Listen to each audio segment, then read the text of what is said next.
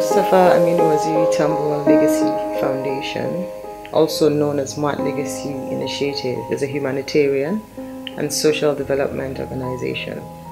Our focus is in health, education, issues of environment and climate change, rehabilitation and reintegration of victims of social dysfunction in this community and society at large.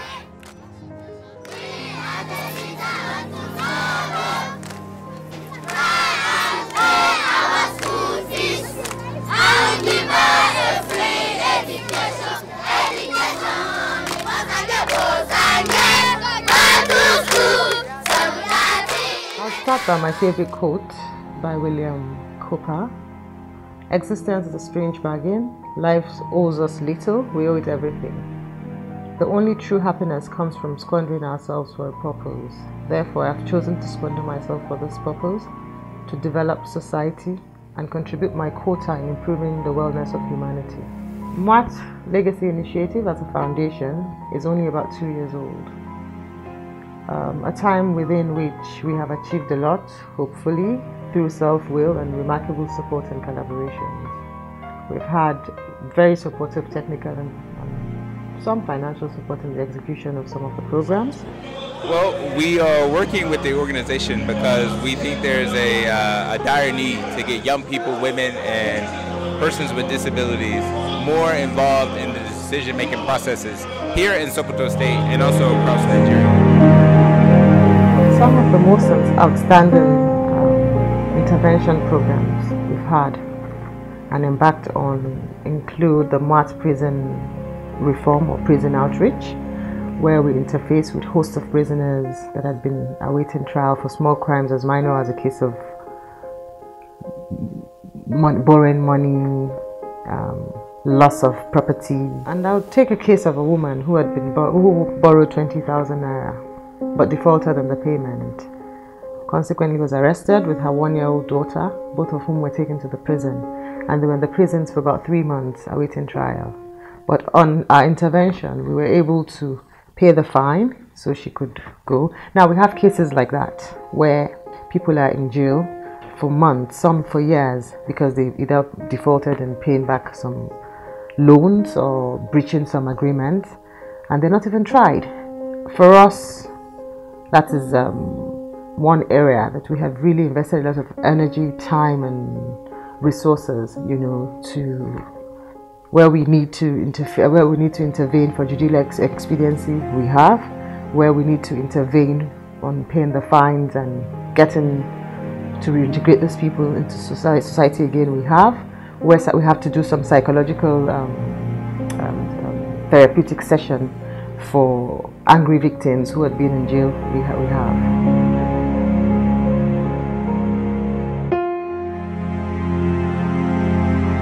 In our Going Green agenda to save our environment, we have flagged off the primary school tree planting campaign. Interestingly, we hope in the next 6 months we would have cut across 500 schools within and outside the Sokoto State metropolis. The intention of the tree planting campaign is to inculcate at the very formative years of these children the benefits of going green, the serenity of having trees, and the effect it has on their lives and on their parents' lives, so they can take the message across. As of today, we have set out for 10 schools to compete against each other with our siblings, where we would have very renowned environmentalists do the impact assessment and ultimately decide who the winner is, just to encourage more schools to participate in this, and then they can help with the messages and value we want to get out of our tree campaign and Going Green message in a state like Sokoto, especially where desertification and good environmental pollution degradation is really high in this part of the sub-Saharan Africa. Many of these stated issues are ravaging our communities and limiting our people. For instance, in education, according to the Girl Effect Report of 2016, 79.5% of girls in Sokoto do not have formal education. Hence the need for our intervention, just to change the narrative. Thankfully, in education, a state of emergency has been declared by His Excellency, right on University Tambor, to boost enrollment, get the cooperation and support of parents, community leaders, and more, so that their education agenda can be pushed forward and value gotten out of it. As a foundation, we're very interested in and very keen on empowering the girl child in the areas of decision making, empowerment, education, protection. Now, our approach is this.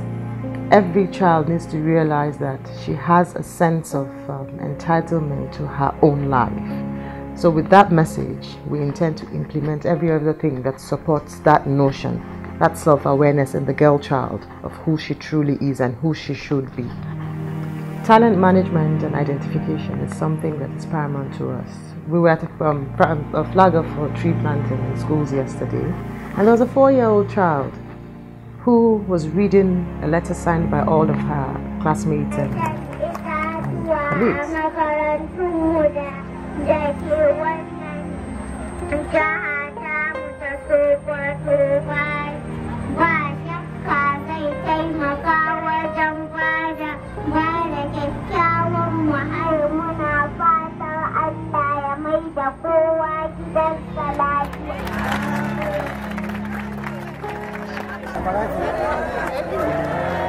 It was very moving because she wasn't reading in English. She was reading in her native language, which is Hausa, and it's a very difficult language to read, even as an adult.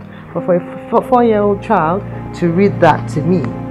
Now, these are the areas we were really keen on spotting talents so we can nurture those children, you know, into being whoever they will turn out to be, hopefully positive and productive people in society. MMAWT Legacy Initiative, as a foundation, is interested in giving voice or voices to rare diseases like NOMA, which has largely been relegated to the back burner. NOMA is a disease that is impacting negatively in the lives of young children under the age of 6, and according to the WHO report, it's a case where it is projected that yearly we would have 150,000 of NOMA cases around the world. There's a case of a baby who had not eaten for about 7 months, that's for the baby, and then for an adult who had not eaten for about 14 months. You see their jaws like they have mom, but apparently the mouth has been sealed or so as a result of the disease. So we've had surgeons come in who had worked on them, and for the first time, the adult victim, the patient was saying to me, in 14 years, this is the first time he's eaten through his mouth. And the child, in the last 7 months, is the first time he can be fed without a tube in the mouth. Now, these are all consequences of malnutrition and acute poverty.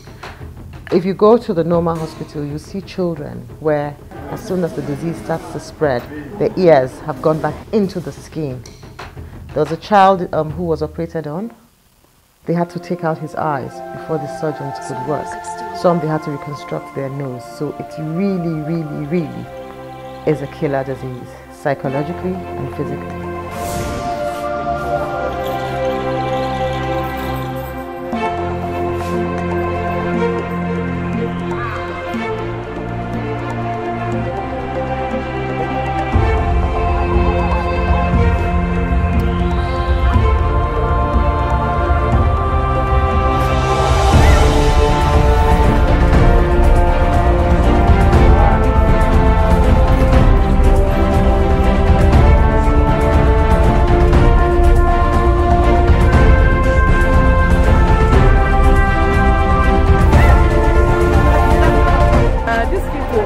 Came from Her Excellency to work with the government association, with the patients and staff of the hospital.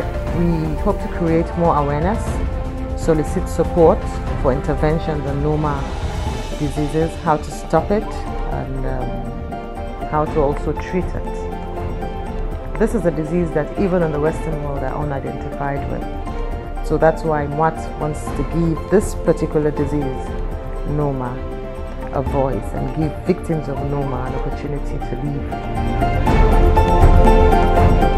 MMAWT as a foundation has articulated the current needs in those focus areas, identified the causalities, thereby mobilizing support through advocacies, collaborations, civil society engagement, door-to-door campaigns, reviewing impact assessment reports of both government, other NGOs, and our own activities as we set out on this path.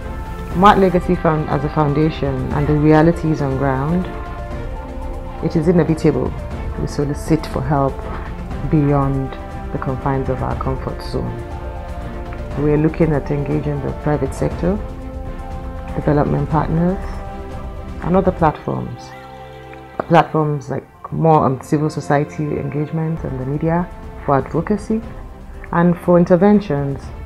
We really are hoping there are development partners out there who are understanding the pain we feel for these people and in these areas that affect human survival, and can come forth so we can work together and impact on humanity.